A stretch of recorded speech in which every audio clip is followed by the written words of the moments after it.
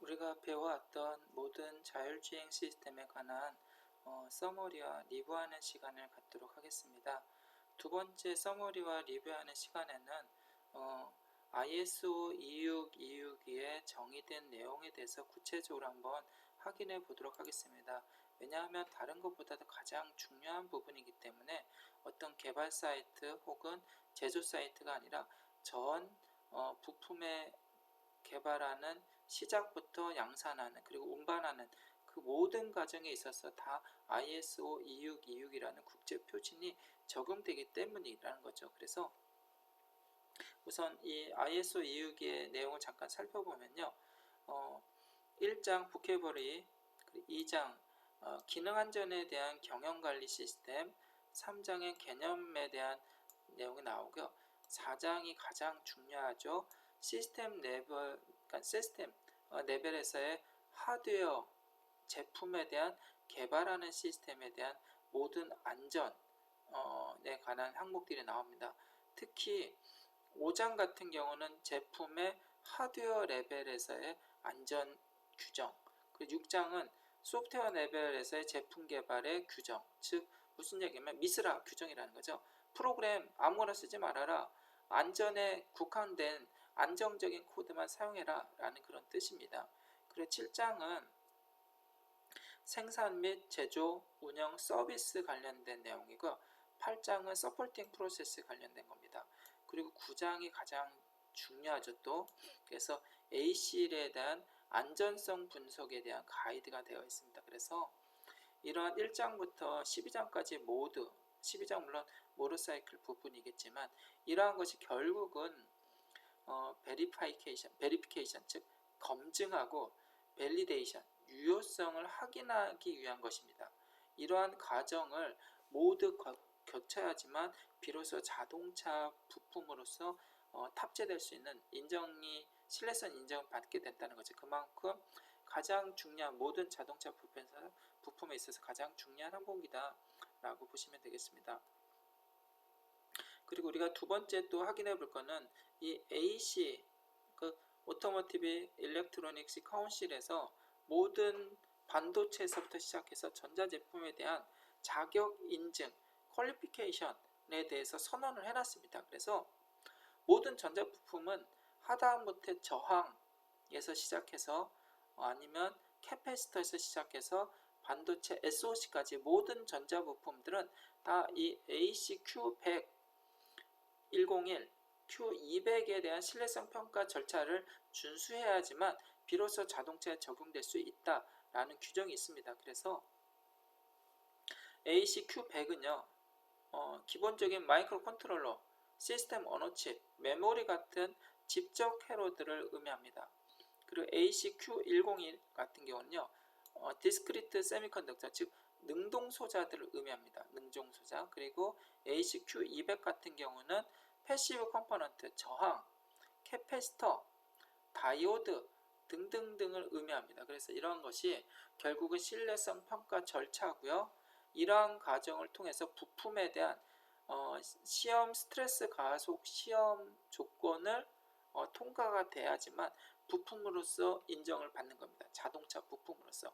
그래서 우리가 학습할 때 그냥 어떤 제품을 개발할 때, 자동차 부품을 개발할 때 아무 반도체 회사에서나 아무 어떠한 그냥 검사도 없이 조건도 없이 반도체를 사용하는 저항이라든가 오실레이터 아주 베이직한 것도 그냥 사용해서는 안 된다는 거죠.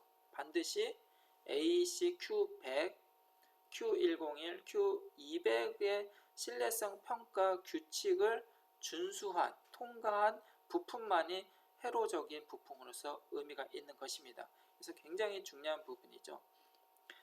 그리고 이제 우리가 또 하나 찾아볼 거는 이제 비로소 자율주행에 있어서 어떤 센서 기반의 네트워크 좋다 이겁니다. 그리고 카메라 기반의 엔비디아의 엣지 컴퓨팅으로 자율주행 딥러닝 모델링 데이터를 생성하는 것도 중요합니다. 그리고 ITS도 중요합니다. 그런데 더 중요한 건 차량에 있는 모든 부품들이 서로 통신을 하고 그리고 V2X를 위한 다른 연계를 할 때 있어서 차량을 제어하고 판단하는 데 있어서 핵심은 결국은 차량 네트워크라는 거죠. 네트워크가 얼마나 안정화되어 있고 네트워크에서 얼마나 빠른 비트레이트로 데이터를 전송할 수가 있는지에 대해서 우리가 학습해야지만 비로소 자율주행에 대한 접근이 가능하다는 겁니다. 결국 그래서 우리는 이제 자동차 버스 커뮤니케이션, 즉 차량 네트워크는 결국은 모든 버스가 분산형 시스템으로서 존재해야 됩니다. 그러기 위해서는 그러한 것은 곧 안정성이라는 것이 뒤따라오는 거죠. 그래서 대표적인 우리 차량 네트워크에 사용되는 통신 프로토콜은 CAN이라고 있죠. 그래서 컨트롤러 에어리어 네트워크라는 개념이 있습니다. 이거는 디퍼런셜, 차동 시그널로 CAN 하이, CAN 노라는 데이터로 도미넌트와 리세시브 개념을 접근했었죠. 그리고 그거보다는 좀 CAN에 마이크로 컨트롤러가 적용되기 때문에 종단 부분의 간단한 데이터 통신들은 NIN이라는 알고리즘이 있습니다. 통신 네트워크이죠. 그래서 로컬 인터커넥트 네트워크이다. 그래서 NIN이라는 게 굉장히 많이 쓰인다라고 설명드렸고요. 그 다음에 MOST는 이제 사장된다고 그랬죠. 플렉스 레이도 마찬가지입니다. 이것을 두 가지를 대체하는 것은 결국 오토모티브 이더넷 표준이 나오기 시작했습니다. 이더넷 프로토콜이죠. 근데 차량용이라는 거죠. 그래서 이게 우리가 여담으로 말씀드렸지만 차량에 접근할 수 있었던 인터넷의 가장 큰 핵심은 싱글 단극성이 아니라 이더넷 프로토콜도 데이터 플러스 데이터 마이너스의 디퍼런셜이라는 거죠. 디퍼런셜이라는 것은 결국 노이즈 특성이 강하다는 거죠. 그래서 오토모티브 이더넷이 활발히 지금 표준화되고 있고 차량에 점차 적용되고 있습니다. 그리고 우리가 또 이제 간과해서는 안 될 것 중에 하나가 다이그노스틱 자가 진단이라는 부분이 있습니다. 그래서 온보드 다이그노스틱이 굉장히 중요하죠. 그래서 실제 차량에서 어느 부분이 고장 났는지를 CAN 통신을 이용해서 온보드 다이그노스틱 디바이스의 고장 코드를 전달해주면 그 고장 코드를 보고 어디가 문제가 생겼는지를 우리가 파악할 수 있는 게 온보드 다이그노스틱이었죠. 그래서 이것 또한 굉장히 중요하다라고 설명드렸고요. 그러면 이 자동차 네트워크 통신에서 가장 중요한 것은 뭐냐? 당연히 일단은 로코스트가 맞아요. 그런데 그거보다 더 중요한 건요. 외부 노이즈의 이뮤니티, 즉 저항성이 강해야 됩니다. 이게 가장 중요한 거죠. 노이즈에 대한 저항성분이 가장 강한 것들만 자동차 통신 네트워크 시스템으로 활용되는 거죠. 그리고 또 한 가지는 정말 하시한 환경을 갖고 있습니다.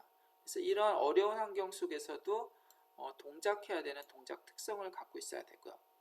그렇기 때문에 결국은 릴라이블리티, 신뢰성이 필요하고요. 그리고 로버스트니스, 즉 경고성과 신뢰성을 갖춰야 된다. 그것이 결국은 ACQ100, 200 그러한 자동차 반도체 부품까지도 적용되는 거죠. 그래서 그러한 것들을 우리가 오토모티브 일렉트릭 카운실에서 정의했죠.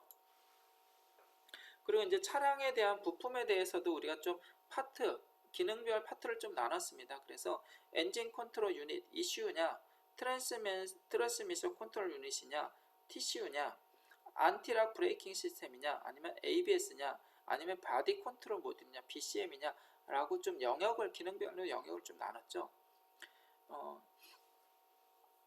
그래서 제일 먼저 우리가 쉽게 확인할 수 있는 건 결국 온보드 다이그노스틱, 즉 다이그노스틱 트러블 코드를 통해서 어떤 에러가 났는지, 어떤 고장이 났는지를 확인했었죠. 그렇기 때문에 자동차에 들어가는 모든 부품들은 다이그노스틱 트러블 코드를 만들어내고 해야 됩니다. 예를 들어서 지난번에 헤드업 디스플레이 말씀드렸잖아요. 그래서 LED의 밝기 수명이 다 돼가면 LED의 고장 진단 코드도 만들어야 되고요. 그리고 LCD 디스플레이가 적용되는데 LCD에 대한 고장 진단 코드도 같이 넣어줘야 된다는 거죠. 그래서 헤드업 디스플레이 부품에서도 어느 부분에서 고장이 났는지에 대한 고장 코드가 다 존재해야 되고 신규로 개발하는 부품들은 다 그런 것을 적용해야 된다라고 설명드렸었습니다. 그리고 이제 온보드 다이그노스틱 같은 경우는 핀 수가 16핀으로 되어 있죠. 그래서 16번은 배터리 전압이죠. 그리고 캔은 가장 베이직한 게 캔 하이, 캔 로의 디퍼런셜 프로브로 되어 있죠. 그리고 사시 그라운드 아니면 시그널 그라운드 4번, 5번이 있습니다. 그래서 베이직하게 캔 하이, 캔 로 6번, 14번, 배터리 전압 16번, 사시 그라운드 혹은 시그널 그라운드로 4번, 5번이 연결이 되어 있어야 캔 통신이 비로소 가능한 겁니다. 그 외에 GM이라든가 아니면 폭스바겐, 아우디, 포드, 클라이슬러 등등등의 과거에서 개발했던 프로토콜이 이 ODB2 커넥터 단자에 이미 내포되고 있었죠. 포함되고 있었죠. 그래서 대표적인 것이 GM, 그죠? 그리고 GM의 그 ALDL 부분, 그리고 싱글 와이어, 그리고 아우디 폭스바겐의 C5 스위처블, 그리고 SAJ1850의 펄스 위스 모듈레이션, 베리어블 펄스 위스 모듈레이션 등등등이 적용됐었고요. 그리고 포드사의 커뮤니케이션 링크라든가 과거에 사용된 플러스 마이너스와 그리고 이더넷 TX, RX도 이제 향후에는 사용되겠죠. 그죠? 그래서 이러한 것들로 구성되어 있다. 그리고 한 가지 놓친 게 7번하고 15번은 닌의 이전 버전 K라인이라고 있습니다. 닌의 이전 버전이죠. 그래서 이러한 K라인이 계속 사용됐는데 ESD, EMI 측면에서 열악하기 때문에 닌 통신으로 바뀌었죠. 그래서 이러한 것들이 다 ODB2 다이거노스틱이다 라고 설명을 드렸고요. 그리고 본격적으로 이제 컨트롤러 에어리어 네트워크 캔에 대해서 우리가 살펴봤었죠. 그래서 가장 중요한 건 우선은 속도별 비트레이트죠. 초당 몇 비트를 전송할 수 있느냐. 그래서 닌 같은 경우는 20kbps, 캔은 1mbps, 혹은 캔 FD는 8메가에서 10mbps까지 됐죠. 그리고 플렉스 레이어 모스트는 이제 빈도수가 점점 감소되고 있고, 이더넷 차량용 이더넷 통신이 대세가 이루어지는 거죠. 그리고 데이터 위스는 어떻게 되냐, 통신하는. 그래서 닌 같은 경우는 맥스 8바이트, 캔 2.0A, 2.0B는 8바이트 정도, 캔 FD는 64바이트 정도가 페이로드, 즉 전송할 수 있는 최대 로드다 라고 보시면 되겠고요. 그래서 우리가 캔은 기본적으로 ISO, OS에 대한 포맷을 따라간다고 설명을 드렸습니다. 그 중에 각각의 레이어가 있는데요. 레이어가 레벨 1부터 7까지 있는데, 캔 같은 경우는 피지컬 레이어, 그리고 데이터 링크 레이어 두 가지를 사용하고, 어플리케이션은 프로그램 할 때 당연히 사용되는 거죠. 그래서 우리가 ISO, OSI의 피지컬과 데이터 링크 레이어에 대해서 우리가 살펴봤었습니다. 구체적으로. 그래서 먼저 이 데이터 링크 레이어 레벨 2 같은 경우는 논리적인 부분에 있어서의 알고리즘이라든가, 그래서 혹은 미디엄, 매체에 접근하는 제어 방식들을 다 데이터 링크 레이어에 포함시켰습니다. 그 중에 하나는 암호화, 비트 스토핑, 아니면 매체 접근 관리, 에러 검출, 에러 매니지먼트, 아니면 컨파인먼트 제한, 컨파인먼트 에러 메커니즘, 그리고 억셉턴스 필터링, 오버로드 워닝, 리커버리 매니지먼트 등등등 데이터 관련된 것들을 다 데이터 링크 레이어라고 표현했고요.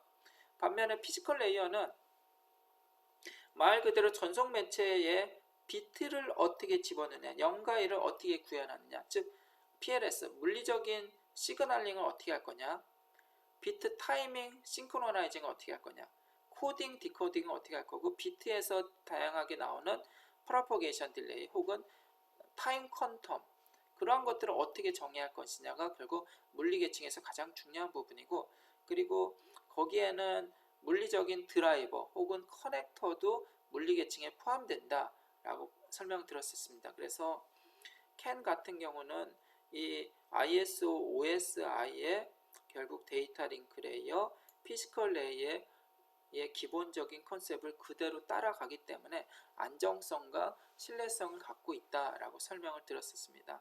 그래서 이번 그 서머리와 리뷰 시간도 여기까지 하겠고요. 근데 지금 하는 것들이 굉장히 중요합니다. 많은 시간 동안 우리가 강의 학습을 했는데 그 중에서 핵심적인 것만 여러분한테 서머리하고 있으니 꼭 이러한 것들을 좀 기억하고 여러분 걸로 소화하기를 바랍니다. 이번 동영상은 여기까지 녹음하겠습니다. 감사합니다.